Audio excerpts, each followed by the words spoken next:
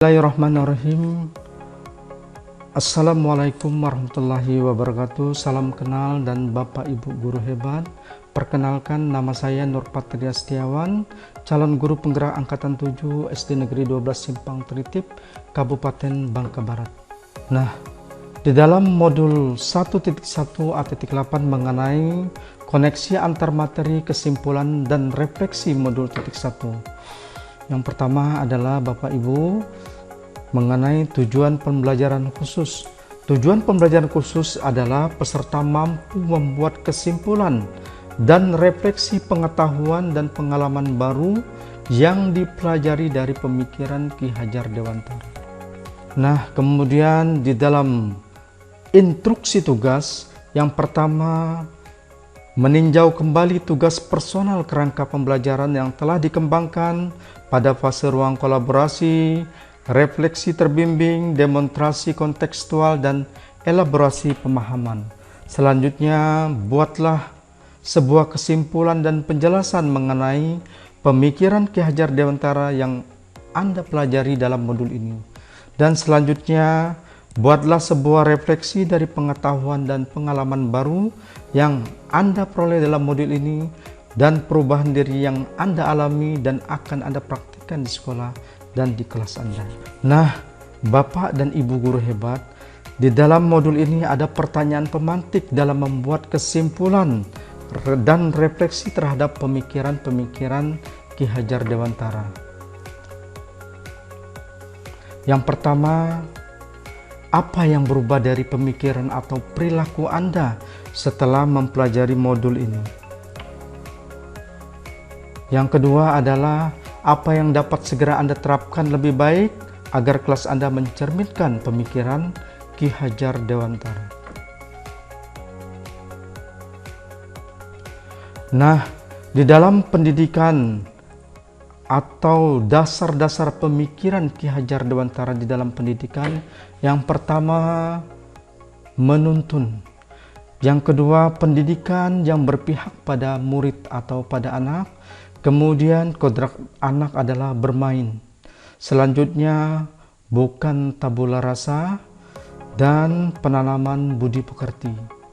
Dengan kesemuanya ini adalah dasar-dasar dari pemikiran Ki Hajar Dewantara.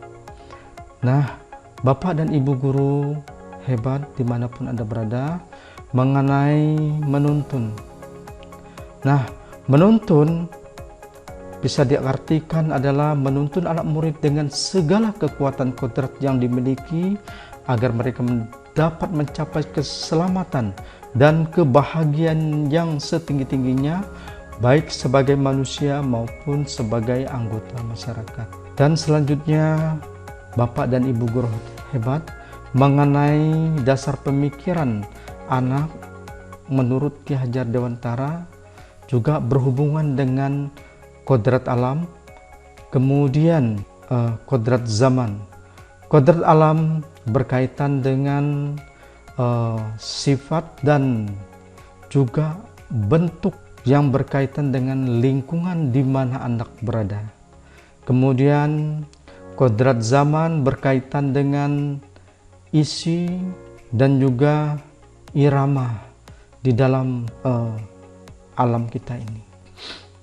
Nah, Bapak dan Ibu guru hebat, di dalam kodrat anak mengenai merdeka, maksudnya di dalam pengajaran dan pendidikan, memerdekakan manusia merupakan sebagai bagian dari persatuan, tentunya yang berhubungan dengan rakyat. Kemudian manusia merdeka adalah manusia yang hidup atau lahir batin, tidak bergantung kepada orang lain, akan tetapi bersandar atas kekuatan sendiri. Kemudian merdeka bukan berarti tidak terperintah, juga menegakkan dirinya, mengatur kehidupannya dengan tertib, juga mengatur kehidupannya dengan tertib bersama dengan orang lain. Nah, selanjutnya pendidikan yang berpihak pada murid atau anak bisa dikatakan bebas dari segala ikatan. Dengan suci hati kita mendekati anak bukan untuk meminta sesuatu. Nah, pada pokoknya pendidikan harus terletak dalam pangkuan ibu bapak. Karena hanya dua orang inilah yang dapat berhamba pada sang anak dengan semurni-murninya dan seikhlas-ikhlasnya. Sebab cinta kasihnya kepada anak-anak boleh dibilang cinta kasih yang tak terbatas atau tak terhingga.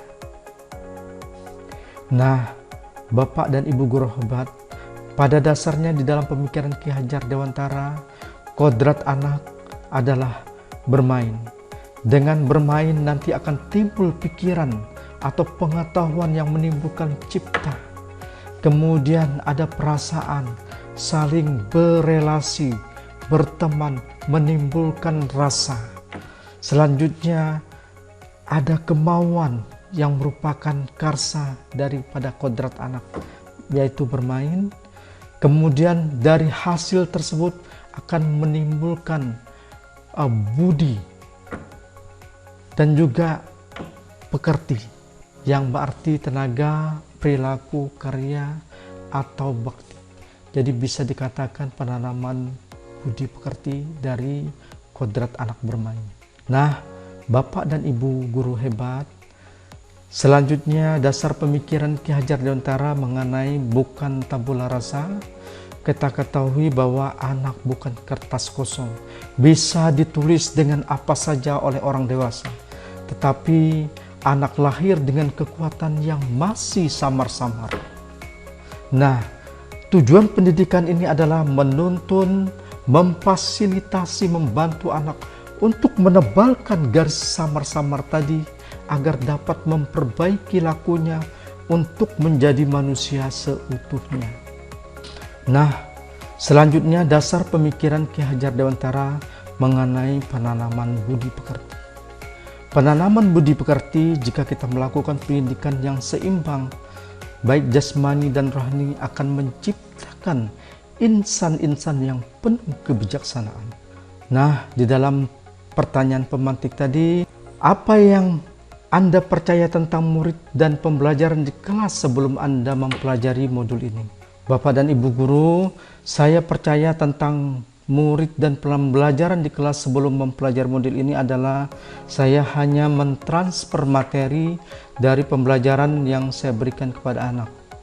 Kemudian saya menuntaskan dalam penyampaian materi dan hanya melihat dari aspek kognitif di dalam penilaian. Selanjutnya, jika murid lebih besar atau mencapai KKM kurikulum ketuntasan minimal, dianggap anak sudah mencapai ketuntasan di dalam belajar dan berhasil. Kemudian saya hanya melihat murid hanya sebagai objek dari pembelajaran. Kemudian pembelajaran tentunya masih berpusat pada guru. Tentunya kemudian saya juga tidak memperdulikan apakah murid sudah paham atau belum di dalam pembelajaran. Nah, selanjutnya di dalam pembelajaran di kelas juga, sebelum saya mengerti atau mempelajari modul ini, saya seringkali gagal atau mengeluh jika murid tidak tuntas diberikan evaluasi. Hasilnya anak tidak sesuai dengan harapan. Apa yang berubah dari pemikiran atau perilaku saya setelah mempelajari modul ini? Yang pertama, setelah saya mempelajari modul ini, 1.1 pemikiran Ki Hajar Dewantara bahwa saya menyadari apa yang saya pikirkan dan saya lakukan selama ini tidak tepat. Yang pertama, di dalam dunia pendidikan seharusnya saya melakukan pembelajaran yang menyeluruh, yaitu pendidikan yang berpihak pada murid.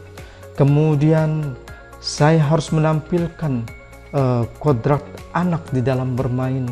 Kemudian bukan tabula rasa, saya bukan menganggap anak sebagai kertas kosong yang bisa saya isi semaunya saya.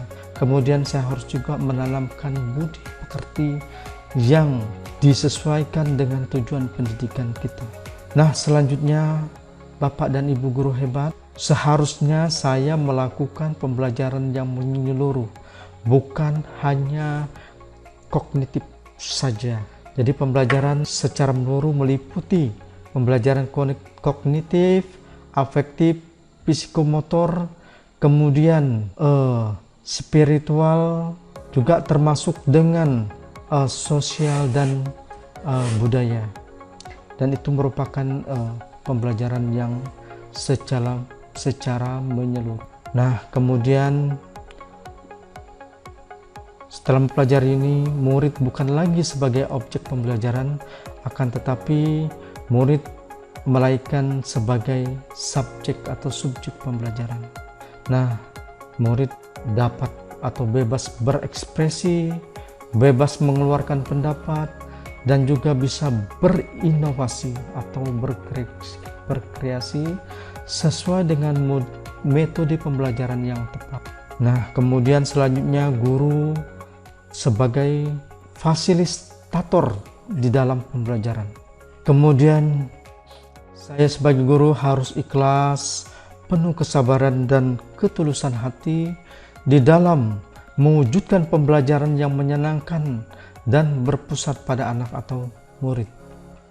Kemudian selain itu juga saya harus mempelajari karakteristik anak, karena kita ketahui bahwa anak adalah mempunyai karakteristik yang unik atau berbeda-beda sesuai dengan kekurangan dan kelebihan dari masing-masing. Nah, kemudian memberikan kesempatan kepada murid sesuai dengan tumbuh kembangnya, sesuai dengan kodratnya. Nah, Bapak dan Ibu guru, apa yang dapat saya terapkan lebih baik agar kelas saya mencerminkan pemikiran Ki Hajar Dewantara. Yang pertama, yang dapat saya terapkan dalam pembelajaran di kelas antara lain, saya harus merancang pembelajaran interaktif dan menyenangkan, tentunya melibatkan murid sesuai dengan pendidikan berpusat pada siswa atau student center. Kemudian saya menerapkan pembelajaran abad 21 yang berpikir kritis, kreatif, komunikasi dan kolaborasi. Selanjutnya tentunya dengan konsep, tidak terlepas dari konsep memerdekakan anak. Selanjutnya Bapak dan Ibu guru hebat, pembelajaran tidak lagi menuntut akan tetapi menuntun. Nah, Bapak dan Ibu guru hebat memberikan tuntunan arahan yang baik kepada murid, akan berusaha menjadi teladan bagi murid baik dalam perkataan dan tingkah laku. Nah, demikianlah yang dapat saya paparkan mengenai modul titik 1 tentang koneksi antar materi. Semoga video ini dapat menginspirasi bagi Bapak dan Ibu guru. Salam dan bahagia. Terima kasih.